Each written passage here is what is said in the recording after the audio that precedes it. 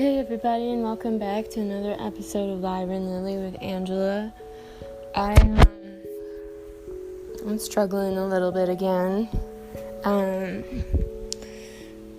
I heard back, first I'll tell you the good news. I heard back from the lady about the girl, and she said she'd look into it.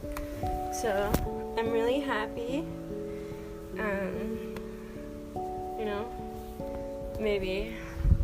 Maybe I can help this girl. I don't know. I really hope I can. And if I can't, then I'm gonna pray for them. But what I wanted to come on here and talk about is my own personal experience. Sorry guys, I just got home.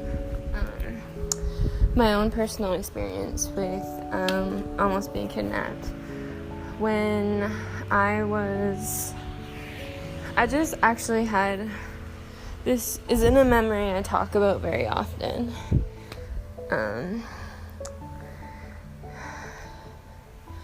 But when I was around 6 years old, I met this girl in my class, and she would do inappropriate things to me in the bathroom stalls, and then she'd push me to do it back, and I never really felt comfortable with it. And one day she convinced me to run away at recess, and I went with her, and we were walking down the street when it's like a brown van, like one of those like side door vans, a brown or a black one, and it pulled up right beside us, and it started driving really slow, and they opened up the back passenger door on the right side, and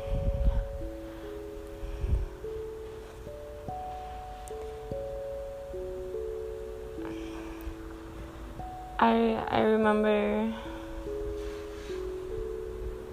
him asking us if we wanted candy,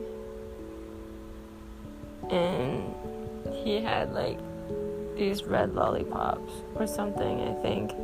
Can't remember quite exactly, but I just got really scared, and I grabbed my friend, and we ran 1 block or 2 blocks, and then to my mom's house. And I called my Auntie Jackie to see if my mom had ever talked about it, and she didn't know anything about it, and the only person who knows would be my mom, who's passed away.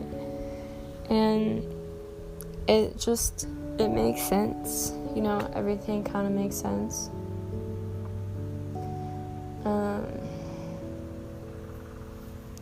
With something like this, it's really serious. And back what was it, January 2019, I was living in kind of like assisted living, in like a couple like a city over.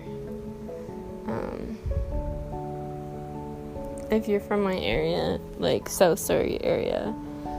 And I was walking home one night, and it was later, of course, because the bus to take me actually to my house stopped running, so I had to walk like 30 minutes just home from the bus stop.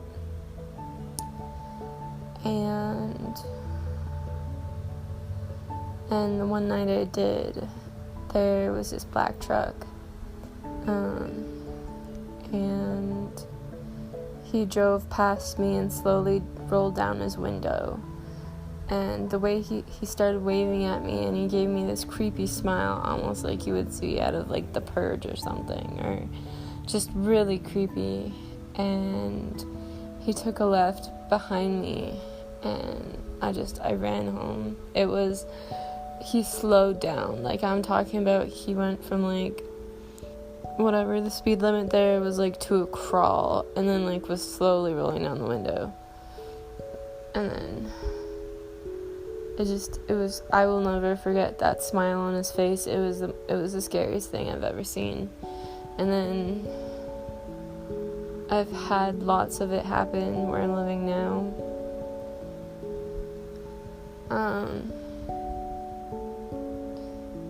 I don't remember any other places. I mean, Summerland, of course, but that was my mom and my grandma. I think that was Summerland. Maybe not. Maybe Penticton too. But it's just something I've been dealing with since my whole life. And I can understand now why I'm so passionate about it. And I want to talk about it. And also why I had to do all this healing work to even be able to talk about it, let alone emotionally connect to it.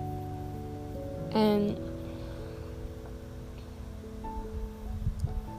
it's sad, and it's crazy,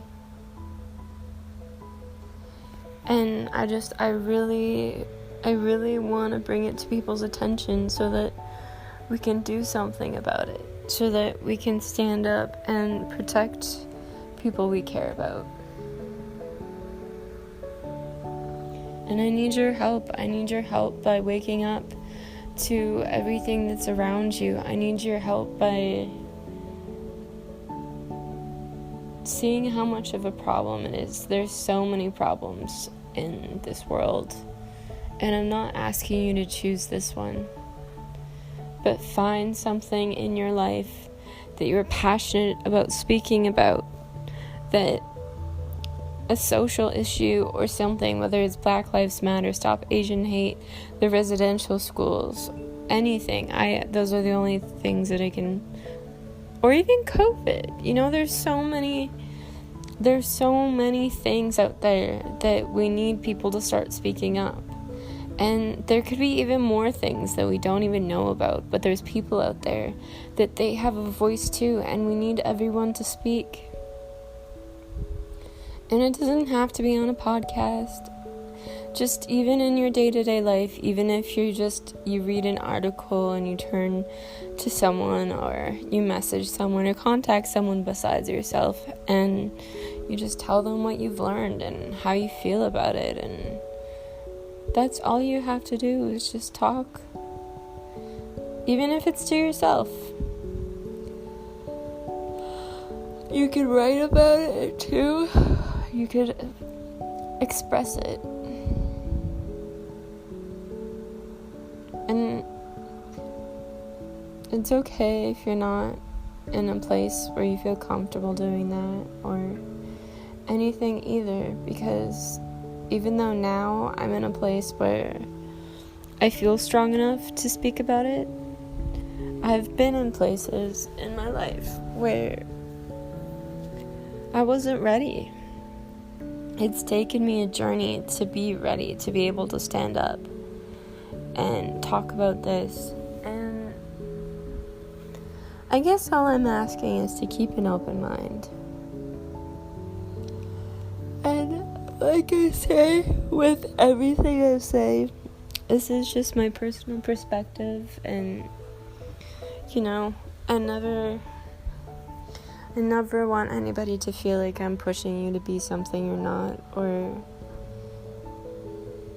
brainwashing you, or forcing you to do anything. I'm simply speaking my truth, and through my own experiences and how it's affected how I see the world, and how it's given me the place to speak about